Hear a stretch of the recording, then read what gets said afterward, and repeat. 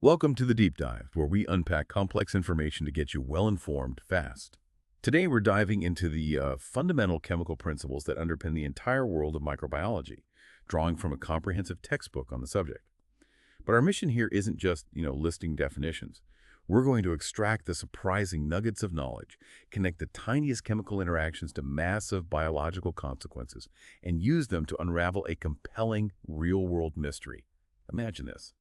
Jonathan, a 52-year-old drummer, collapses mid-set. He's got a mild fever, severe shaking, a dry cough. His diagnosis, bilateral pneumonia caused by Bacillus anthracis. Yeah. How did that happen? And more importantly, how do the invisible chemical forces we're about to explore explain this terrifying ordeal and ultimately how we fight such infections? That's what we'll uncover. Let's dive in. Indeed. And, to truly understand how microorganisms function or how they cause disease or even how our own bodies fight infection, we first need to, speak the language of chemistry. We'll show you how these chemical building blocks are absolutely central to clinical and environmental relevance and how they connect directly back to Jonathan's case. Okay, so let's anchor ourselves at the very beginning. Atoms. For those of you already familiar with chemistry, we're not rehashing elementary school promise. But it's crucial to quickly appreciate that atoms are the invisible architects of everything around us, including microbes. What about their internal workings dictates their behavior? Well, what's fascinating here is that while the nucleus, with its protons and neutrons defines the element like hydrogen or carbon, it's actually the outermost electrons that orchestrate all the chemical reactions. In a neutral atom, the electrons balance out the protons. The atomic number tells you the proton count, and atomic mass is basically protons plus neutrons. But the real game changer for chemical behavior is how those electrons are arranged in their shells. So that electronic configuration, particularly the outer shell, that's like the atom's personality, determining its social life, so to speak. Exactly. Yeah, precisely. When that outer shell is completely filled, the atom is stable. It's inert, like helium, happy on its own. But if it's only partially filled, that atom is unstable. It's constantly looking to react by gaining, losing, or sharing electrons just to achieve that stability. This drive for stability is really the engine of all chemistry. And you also have these things called isotopes, atoms, with the same number of protons but different neutrons. They're incredibly useful in biological research and medicine, for dating samples or tracking metabolic pathways. Okay, so this drive for stability leads to atoms connecting. Our source talks about valence or combining capacity. What does that mean in the context of forming molecules? Valence, yeah. It simply refers to how many electrons an atom needs to gain, lose, or share to fill up that outer shell. It essentially tells us exactly how many bonds an atom is likely to form. And when atoms combine to achieve that full outer shell, they form molecules held together by chemical bonds. Right, and we have two fundamental ways they do this: ionic and covalent bonds.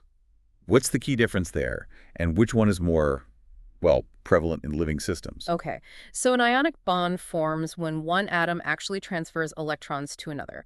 This creates oppositely charged ions, a positive capication and a negative anion that then attract each other. Think of table salt, sodium chloride.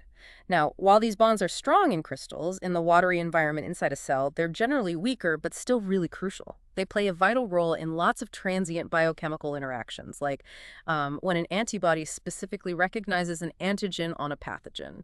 Okay, so that's transfer. What about covalent? Right. Covalent bonds are different. They're formed by atoms sharing one or more pairs of electrons. These are significantly stronger and, honestly, overwhelmingly more common in biological molecules. Carbon, for instance, almost exclusively forms covalent bonds in living things, creating the stable backbones of all our complex organic molecules. Atoms can share one, two, or even three pairs of electrons, forming single, double, or triple bonds. You see this in things like methane or oxygen gas. Makes sense. Sharing is stronger. But beyond those direct connections, we also hear about hydrogen bonds. They seem super important, especially with water. That's absolutely right. Hydrogen bonds are, they're weaker attractions, maybe about 5% the strength of a covalent bond. They don't really form molecules themselves, but they act as crucial bridges between different molecules, or even different parts of the same large molecule like you see in proteins and DNA. They happen when a hydrogen atom, which is already covalently bonded to an oxygen or nitrogen, gets attracted to another nearby oxygen or nitrogen atom. And this seemingly weak interaction is what gives water its unique life-sustaining properties. And collectively, lots of hydrogen bonds together provide remarkable stability to complex biological structures. So bonds are formed, but they're also broken. This dynamic dance of making and breaking bonds defines chemical reactions, and you mentioned they always involve energy. Yes, energy is absolutely crucial. All chemical reactions need an initial burst of energy, we call it activation energy, just to get started, to break the existing bonds. Now, reactions that absorb more energy than they release are called endergonic. Think energy in. And those that release more energy than they absorb are exergonic, energy out. The real beauty of the cell is how it cleverly harnesses the energy released from those exergonic reactions to power all its endergonic work, like building new molecules. And living cells primarily engage in three basic types of these reactions, right? Precisely. Three main types. First, you have synthesis reactions. These combine smaller units into larger, more complex molecules. In organisms, we call this anabolism. Think building starch from simple sugars or proteins from amino acids. It's all about forming new bonds. Okay, building up. What's next? Second, decomposition reactions. These are basically the reverse. They break down larger molecules into smaller ones. This is catabolism in cells, like when you digest sucrose, breaking it down into glucose and fructose. Here, bonds are broken. Got it. Building up, breaking down. And the third? And third, you have exchange reactions. These are kind of a blend. Bonds break, and then new bonds form, leading to a rearrangement, a shuffling of subunits. A classic example is an acid and a base reacting to form a salt and water. It's a fundamental shuffling of chemical partners. And while all these reactions are theoretically reversible, cells are very good at controlling the conditions to make sure they go in the necessary direction. Let's zoom out a bit from reactions to the compounds themselves. Biologists broadly split them into inorganic and organic. What's the key differentiator there? Good question. Inorganic compounds are generally small, structurally pretty simple. They often lack carbon, and ionic bonds can play a significant role. Think water, oxygen gas, common salts, acids, bases. Organic compounds, on the other hand, always contain carbon and hydrogen. They're typically much, much more complex structurally, and they're primarily built with covalent bonds. These are the vast, intricate molecules that really form the fabric of life. Okay, let's start with water then, the ultimate inorganic compound. Our source emphasizes its absolute vitality. Why is it so irreplaceable for life as we know it? Oh, water. Yeah, it makes up, 65–75% of every cell. It's simply indispensable. Its unique polar nature, that slightly negative oxygen end and slightly positive hydrogen ends, gives it truly remarkable properties. Firstly, because of that polarity, it forms extensive hydrogen bonds with other water molecules. This makes it an incredible temperature buffer. It has a high boiling point, resists freezing. This allows life to thrive across all sorts of temperatures on Earth. Okay, so it stabilizes temperature. What else? Secondly, that same hydrogen bonding makes ice less dense than liquid water. That's why ice floats. And that floating layer insulates lakes and oceans, protecting life below. Crucial. Thirdly, its polarity makes it an outstanding solvent. It's great at dissolving nutrients, ionic compounds, basically pulling them apart and making them available for the cell's chemistry. The universal solvent. Pretty much. And fourthly, water itself is often a crucial reactant or product in countless chemical reactions. It's involved in breaking bonds, forming bonds, essential for digestion and synthesis. It's truly the medium for all cellular chemistry. And related to water, you mentioned acids, bases, and salts, all about ions floating around in it. Exactly. An acid is something that donates hydrogen ions, H+, when dissolved in water. A base typically accepts those protons, often by releasing hydroxide ions. And a salt is an ionic compound that dissociates into other cations and anions, neither H+ nor OH. These are all essential electrolytes, helping maintain the delicate internal balance of a cell. Which brings us to the pH scale. This seems absolutely critical for understanding how microbes survive and thrive, maybe even cause disease. Oh, definitely. The pH scale, running from 0 to 14, measures that hydrogen ion concentration, but it's logarithmic. Logarithmic. Meaning each whole number change on the scale represents a tenfold change in H+ concentration. So a pH of 7 is neutral, like pure water. Below 7 is acidic, more H+. Above 7 is basic or alkaline, more OH. But a solution at pH 3, for example, isn't just a bit more acidic than blood at pH 7. It's actually 10,000 times more acidic. Wow, okay. That's a huge difference. It is.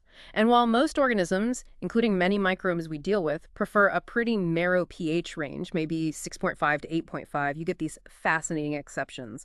Some fungi love really acidic conditions. Cyanobacteria can thrive in alkaline lakes. And consider Acidithiobacillus viroxidans. This bacterium grows optimally between pH 1 and 3.5. It actually produces sulfuric acid. And that's useful. Industrially, yes. It's used to dissolve uranium and copper from ore. It just shows Okay. how critical pH is. That's why maintaining a stable pH, often using things called pH buffers, is absolutely vital for enzymes both in living organisms and in lab cultures.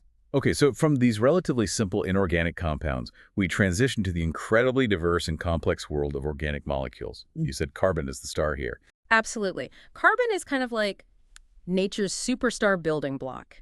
Its unique ability is forming 4 stable covalent bonds, and it can link up with itself in almost endless combinations. Straight chains, branched structures, complex rings. This creates what we call the carbon skeleton, providing the framework for an enormous variety of complex molecules.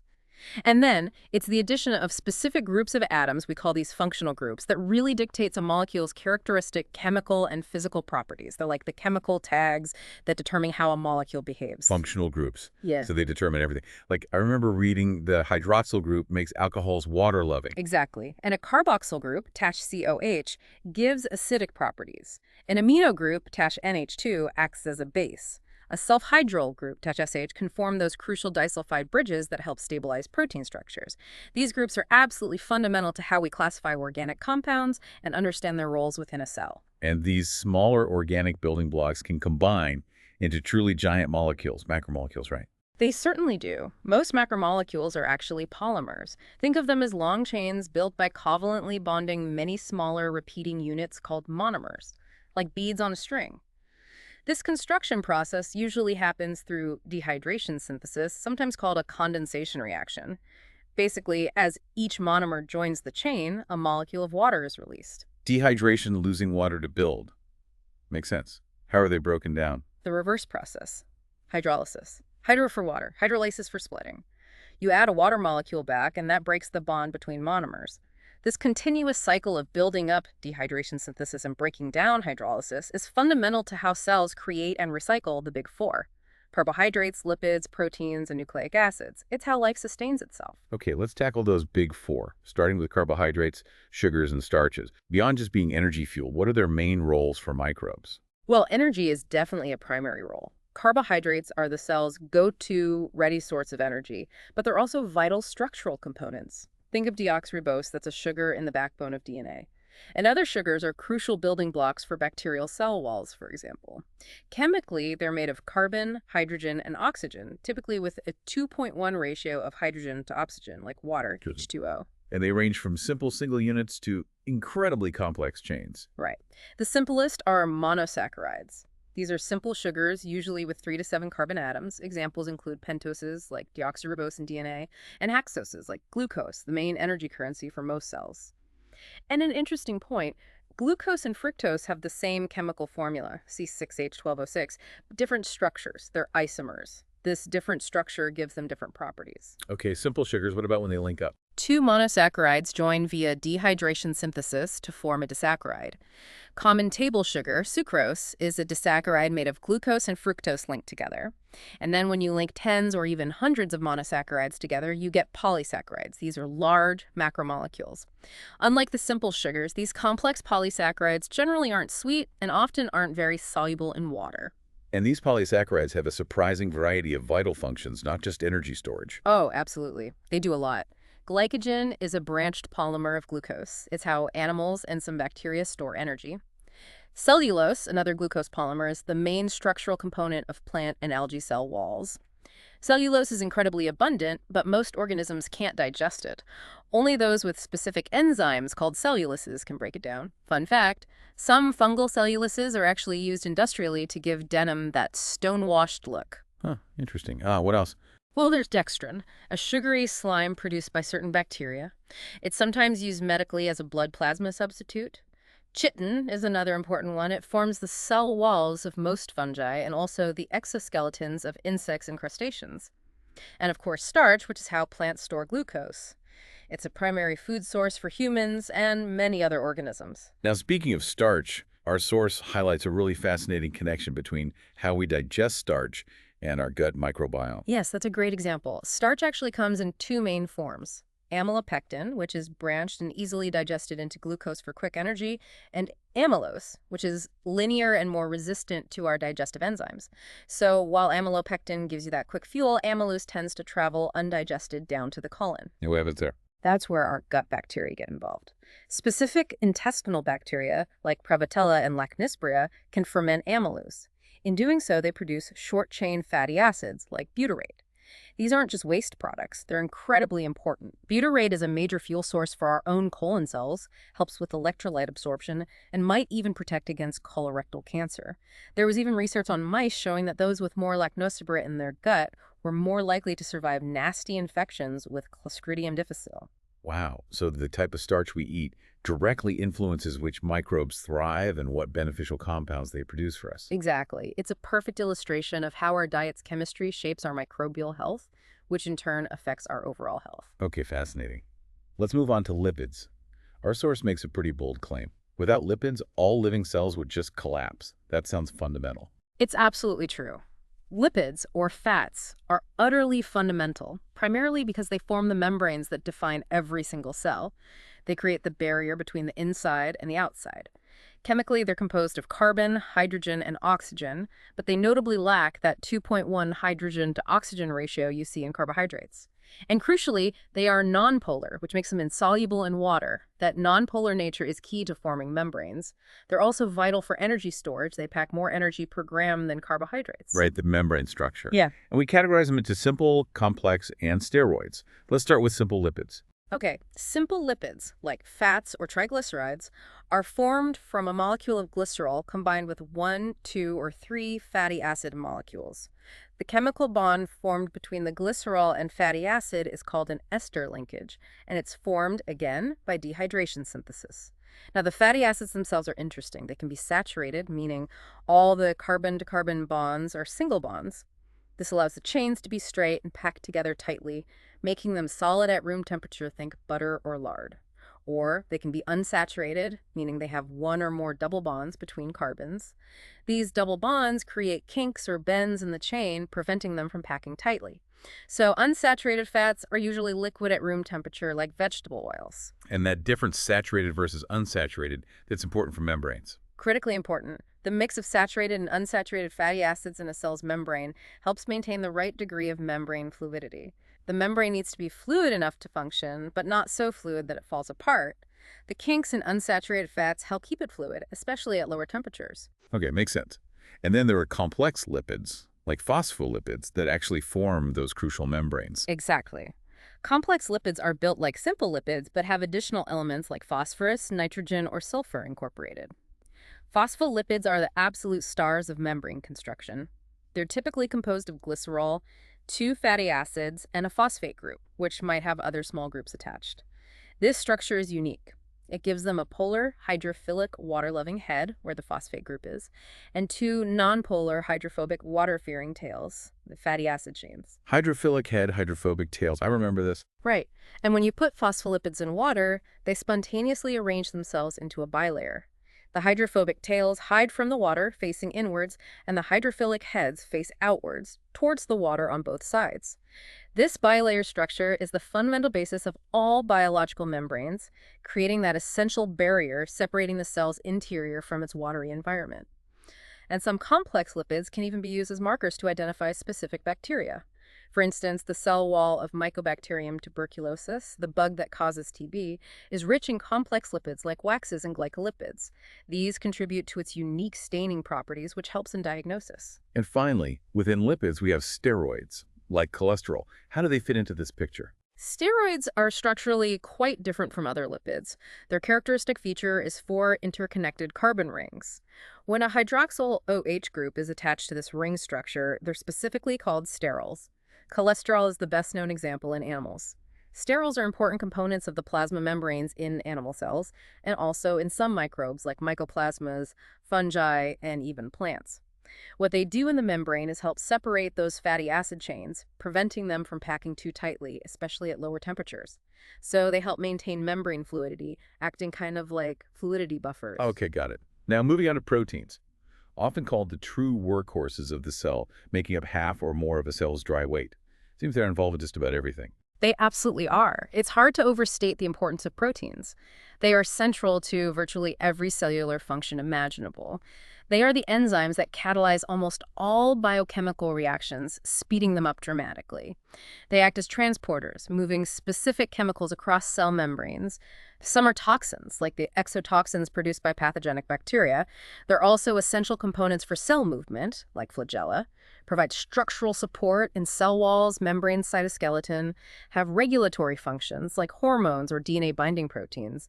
And in our immune system, antibodies are proteins specifically designed to target and neutralize pathogens. Their functional diversity is just astounding. And the building blocks for all this diversity are amino acids. That's right. Amino acids are the monomers that make up proteins. Each amino acid has a central carbon atom called the alpha carbon, which is attached to an amino group, NH2, a carboxyl group, COOH, a hydrogen atom, and a unique side group, or R group. It's this R group that defines the specific properties of each of the 20 common amino acids found in proteins. Some are small, some large, some are acidic, some basic, some polar, some nonpolar. And here's another interesting chemical detail. Most amino acids, except glycine, can exist in two mirror image forms called stereoisomers, a left-handed L form and a right-handed D form. L and D forms, does that matter? It matters hugely. Proteins in virtually all organisms are made almost exclusively from L amino acids. Our cellular machinery is built to recognize and use the L form. However, D amino acids do exist in nature. You find them, for example, in the cell walls of many bacteria and in some antibiotics produced by microbes.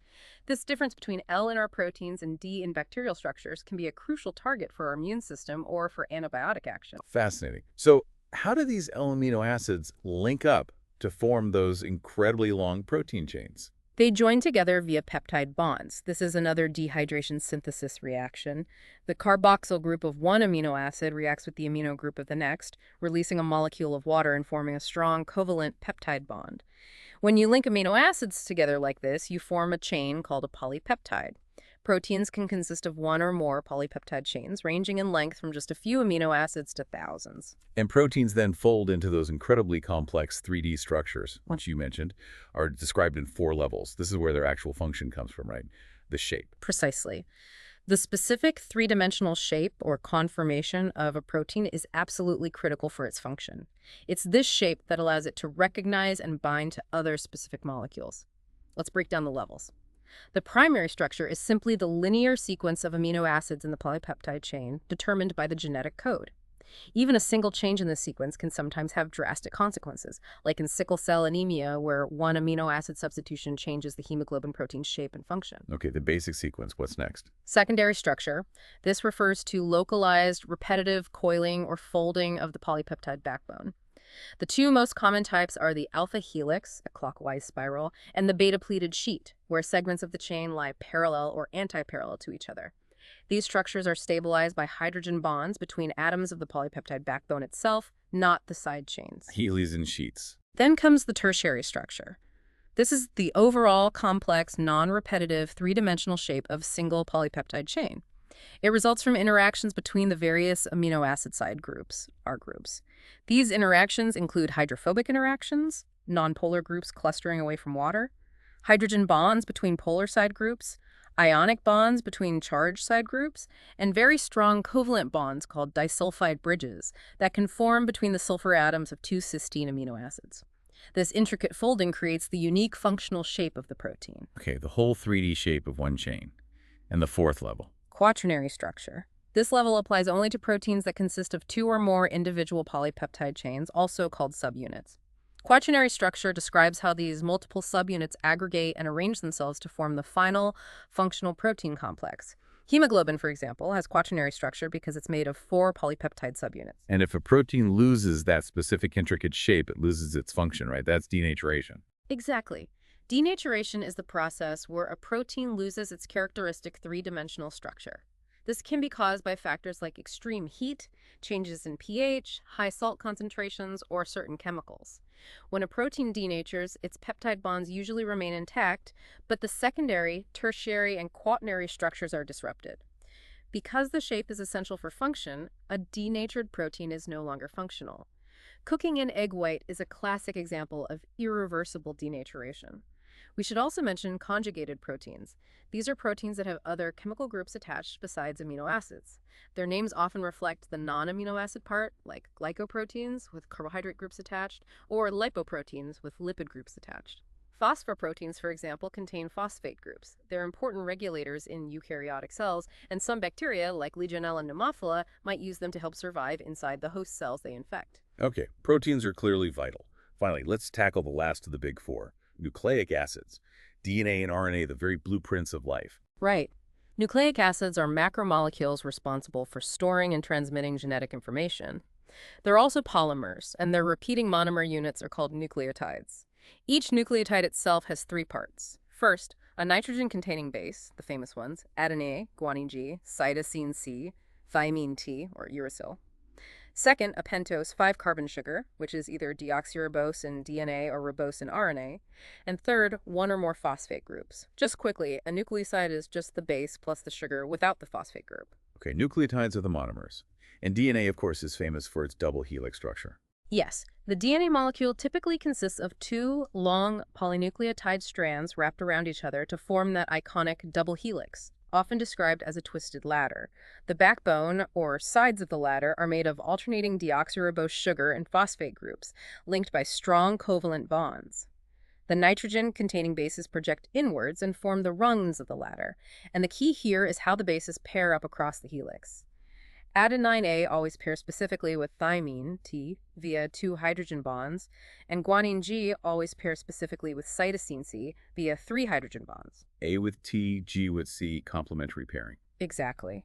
This complementary base pairing is incredibly important. It means that the sequence of bases on one strand dictates the sequence on the other strand.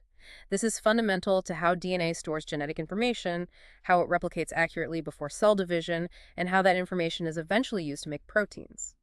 Understanding DNA structure is crucial for everything from genetics and inheritance to recombinant DNA technology, and even tracking the emergence of antibiotic resistance in bacteria. Makes sense. And how does RNA differ fundamentally from DNA? There are three main differences. First, RNA is usually single-stranded, although it can fold back on itself to form complex shapes. DNA is typically double-stranded. Second, the sugar in RNA's backbone is ribose, whereas in DNA it's deoxyribose. Ribose has one more oxygen atom than deoxyribose, hence the names. And third, RNA uses the base uracil, U, instead of thymine, T. Uracil still pairs with adenine A, just like thymine does. The other three bases, A, G, C, are the same in both DNA and RNA. Functionally, there are several types of RNA, the main ones being messenger RNA, mRNA, ribosomal RNA, rRNA, and transfer RNA, tRNA, each playing a distinct and essential role in the process of protein synthesis, translating the genetic code from DNA into functional proteins. Okay, brilliant. Now, to truly wrap up our chemical deep dive, we really need to talk about ADP. It's always called the universal energy currency of the cell. Absolutely. Can't forget ATP. Adenosine triphosphate, ATP, is the principal molecule used by cells to store and transfer energy for immediate use. Structurally, it's basically an adenine nucleotide, adenine base plus ribose sugar plus one phosphate group, but with two additional phosphate groups attached in series, so adenine ribose PPP. It's considered a high-energy molecule not because the bonds themselves are unusually strong, but because a significant amount of usable energy is released when the bond holding the terminal, third phosphate group, is broken by hydrolysis. When that happens, ATP becomes adenosine diphosphate, ADP, plus an inorganic phosphate ion, pi, and energy is released. This is the energy that cells directly use to power almost all their work: muscle contraction, nerve impulse transmission, active transport, synthesis of molecules, everything. So it stores energy, releases it. Does it get rebuilt? Yes, constantly, and that's the crucial part. When the cell generates energy from catabolic reactions, like breaking down glucose during cellular respiration, some of that energy is used to reattach a phosphate group back onto ADP, reforming ATP, so ADP plus pi plus energy ATP. It's a continuous, highly efficient cycle of energy capture, storage in ATP, and release for cellular work. ATP is constantly being broken down and regenerated. The cell's rechargeable battery. That's a perfect analogy, yes. Okay, now let's bring this all home. Let's circle back to Jonathan, our unfortunate drummer with Bacillus anthracis pneumonia. How does all this fundamental chemistry we've discussed help us understand his infection, and maybe even how to prevent similar cases? Right, Jonathan's case is a perfect illustration. The CDC investigator who looked into his case found something chemically very significant. The B. anthracis cells infecting him possess capsules made of polyglutamic acid. Polyglutamic acid, D-glutamic acid. Didn't you say our proteins use amino acids? Exactly. That D is crucial. Our body's phagocytes, the white blood cells that are supposed to engulf and destroy invading bacteria, have enzymes that are very effective at breaking down proteins made of the usual L-amino acids. But they really struggle to digest structures made of D-amino acids. So because Jonathan's B. anthracis had this protective capsule made of D-glutamic acid, it could effectively hide from or resist his host defenses, allowing the infection to establish itself and spread, leading to that severe pneumonia. The chemistry of the capsule provided immune evasion. Wow, just that L versus D difference made it deadly. What else? Furthermore, the investigator noted that B. anthracis is famous for forming incredibly resilient endospores. These spores can survive in harsh conditions, like in soil, for decades. And chemically, these endospores contain high concentrations of a substance called dipicholinic acid. This molecule has a specific structure, including important carboxyl functional groups. The chemical properties conferred by dipicholinic acid, along with calcium ions, contribute significantly to the endospore's extreme resistance to heat, drying, and radiation. So the chemistry explains both the bacteria's ability to infect and its ability to survive in the environment beforehand. Precisely. And this all points to how Jonathan likely got infected. The drum hides he was working on were illegally imported, probably uninspected goat hides from a region where anthrax is common. When he soaked, scraped, and sanded those hides to make his djembe drums, he likely aerosolized Bacillus anthracis endospores, those incredibly tough structures containing dipicholinic acid, ready to germinate given the right conditions. The bacteria themselves were protected by those D-glutamic acid capsules. Then, when he played his drum, the vibrations likely aerosolized even more endospores, which he inhaled, leading to the pulmonary form of anthrax. It all comes down to the chemistry of the capsule and the spore. It really does. It's a stark, compelling example of how understanding the specific molecular structures, the types of bonds, the functional groups, the stereochemistry, LVSD amino acids, of microorganisms and their components is absolutely vital. It's essential for diagnosing diseases, understanding how they progress, developing effective treatments, and even implementing preventative measures like proper sterilization or inspection protocols. This deep dive into chemical principles truly lays the groundwork for understanding pretty much everything else in microbiology. And there you have it, a deep dive into the chemical principles that are truly the foundation of all microbiology. From the tiniest atoms forming bonds to the vast complexity of proteins and nucleic acids, these chemical interactions govern everything. How microbes get energy, how they cause disease, how we develop treatments. It all starts here. Yeah, it really highlights that even the biological phenomena that seem simple on the surface are underpinned by these incredibly intricate chemical processes. Understanding these basic principles really empowers us to comprehend the biological world around us, especially the microbial world, at a much, much deeper level. You start to appreciate the microscopic battles and transformations happening constantly. So if something as subtle as a D-amino acid instead of an L-amino acid can protect a deadly bacterium from our entire immune system, what other seemingly tiny chemical quirks might be dictating life and death on a microbial scale all around us, or even inside us? Definitely something to mull over until our next deep dive. Thank you so much for joining us on this exploration. We hope you feel a little more well-informed. We look forward to having you with us on the next deep dive.